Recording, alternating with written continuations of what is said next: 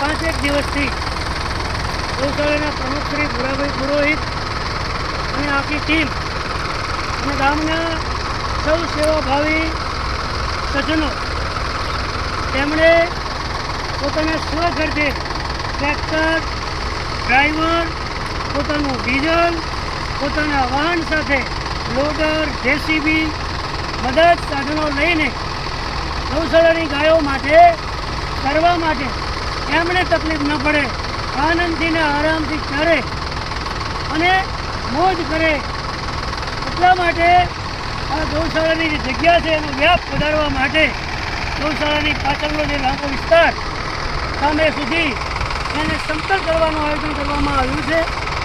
ગામના બધા જ વડીલો, યુવાન મિત્રો બધા સાથે મળીને સંસ્થાના પ્રમુખશ્રી, યુવાનો બધાએ એક સાથે આ ગૌશાળાનો વિકાસ થાય, ગાયો આનંદ કરે, ગાયોની ખરા અર્થમાં સાચી સેવા થાય, એમને કરવા માટે મોટું મેદાન મળે એના માટે બધા આ ભગીરથ કાર્ય બધા જ ભાઈઓ સામે દેખાય છે. પોતાનું વાહન લઈને આ કાર્ય કરી રહ્યા છે ત્યારે બધાને ખૂબ ધન્યવાદ આપીએ છીએ.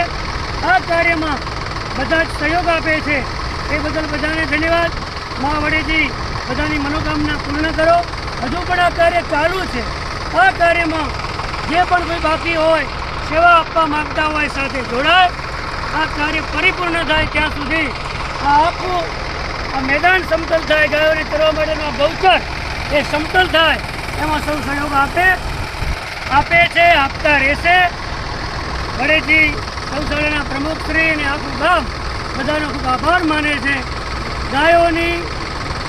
ગાયોની જે આંતરડી છે એ ઠરે અને એના પરિણામે આખું ગામ સુખી થાય એનું ફળ આખા ગામને મળે એ આશા સાથે બધાને ધન્યવાદ. ભાઈ દિનેશભાઈ, મોહનભાઈ જે આજે પોતાનો લોડર લઈને સામે જે ઊંડો ખાડો છે એને સમતલ કરવા માટે સેવા આપી રહ્યા છે. બાકીના જે તમામ ભાઈઓ છે, ભાઈ ટીનાભાઈ, દિનેશભાઈ, ભાઈ કિરણભાઈ,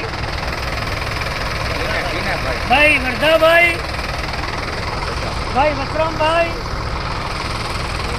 ભાઈ દિનેશભાઈ અને અશોકભાઈ અગાઉ પણ જેમણે ટ્રેક્ટર, લોડર અને જેસીબીની સેવા આપી છે એવા બધા જ ભાઈઓને ખૂબ ખૂબ ધન્યવાદ, બધાનો આભાર.